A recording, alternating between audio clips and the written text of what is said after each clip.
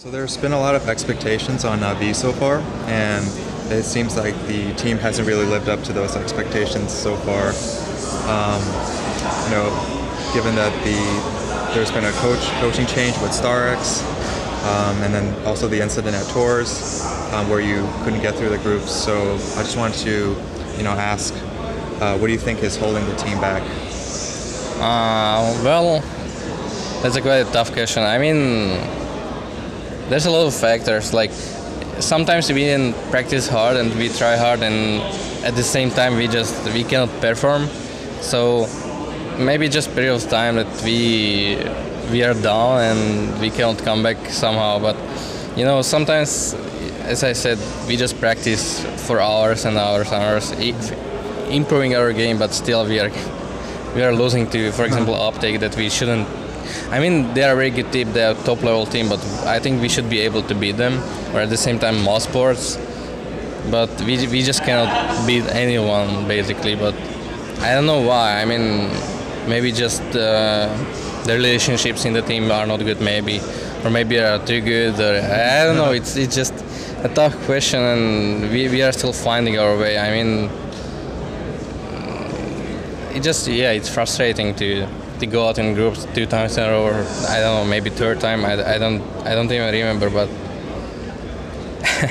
of course it's frustrating, and we don't know why.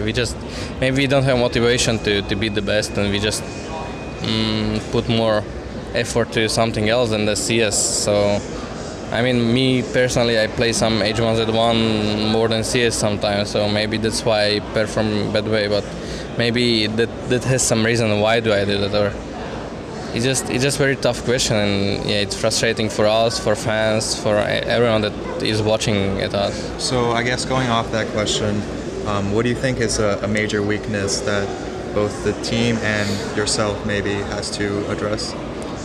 I think the biggest mistake that we do every day is the approaching of practice and approaching all the games. We have our manager that he's saying very nice things, and we just feels like we listen to it, and with the other ear we just let it out. So maybe that's the issue. We should listen more, and we should approach practice games as they're our last practice games in the team or something like that. I don't know. We should put much more effort to improve, and I don't think we do that. I know that you had an injury back in 2016, and at Starladder this year, it was one of the first tournaments in a long time, where you looked like you were starting to get back to your old form, right? I was wondering if there's still anything that's holding you back in terms of injuries. I'll be honest, there's nothing that has been holding me back for more than a year since the injury. The injury was just a periodical for like 2-3 weeks, and it was completely okay. And then I lost some of the motivation. I lost some of the. I stopped tasting CS. I mean, I would call it that way. I just can't find the way back to CS. Now I feel like I want to play CS more and more, but I just lost everything to CS. It's like lost love to CS, and now it's coming back. It's building up, and I play more and more CS, and I'm pretty sure I will come back. But of course, I had the Starladder. I played only CS. I played a lot of CS. I played probably 10-12 hours a day of CS, DM, FPL, or ESCA, whatever I played. I prepared good, and I felt that I'm doing very good at the Starladder, and I can do that. I know I can do that, but I'm missing something to push myself to do that. But I'm pretty sure for the next event it will come back, and I will be good again. You've had a lot of trouble dealing with mouse sports.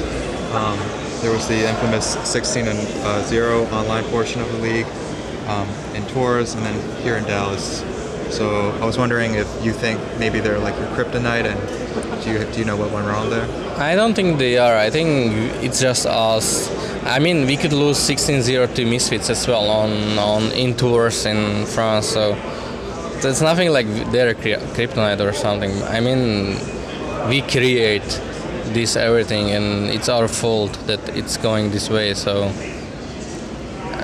I don't think we have any kryptonite at the moment. It just sounds fair that we are creating in the team, and by that we are losing our games. I mean, we argue that in the way we shouldn't argue, or we are trying to find someone whose fault is this, or who did the mistake in the game and stuff like that. We're just trying to find someone that made us to lose or something. Like, we don't look at each other, we just blame the other one, and that's all. I mean, it's all our fault, and until we don't stop this, we will not come back. That's my personal opinion, and until we will not become a mature team, we will not win anything. The format for the groups in this tournament has been criticized, and we've seen the situation where Liquid and North, where one team was guaranteed to advance. So overall, I just wanted to get a sense of how you feel about the tournament, the format, and if you have a preferred format for 12 teams.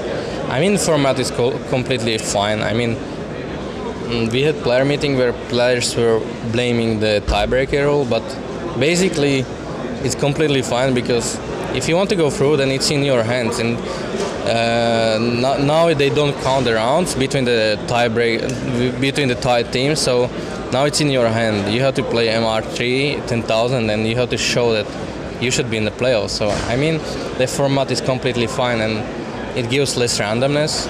So if you lost 3 games, then it's your fault that you lost the 3 games. You should have prepared more. And if we talk about tiebreakers, I mean, just imagine you don't qualify because you have 1 round less than the other team, while you beat the team 16-4, for example, but still you are not qualified because of that random thing between tied teams and the round difference. So now the tiebreaker rule, I think it's pretty cool because it's in your hand, and if you want to qualify, you have to beat them and qualify. So I'm completely fine with the format, and I think this is the best one for this amount of the teams. What do you think is Navi's biggest goal for the remainder of the year? Well, of course, we want to perform much better and become at least top 5 team, like constant top 5 team. To play some of the semi-finals or maybe finals, or we have a lot of goals, but I think it's more like words that we say, but we don't do it. So first we have to start approaching the game the right way, and then we can set goals. But of course we have long-term set goals, like we want to become a legendary team, we want to win 3 majors in a row, we want to win a lot of events, but that's just a goal. Without making everything else before that, we will not become legendary team. So, I mean, we have a lot of goals, but the approach is not there. So, got to get the approach first. Yeah. And last question, just for fun, who do you think is the next up-and-coming star in the region?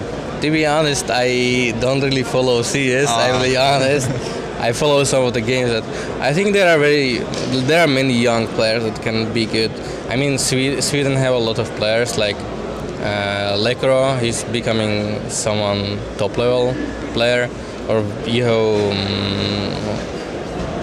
Valde from Denmark, I think, that he was removed from Heroic at the moment and probably will be picked by someone. Disco top line is showing good results, so there are some players in Europe that could show. And about NA, I'm not sure. I don't really follow NA scene, so it's quite hard. Okay, great. Thank you.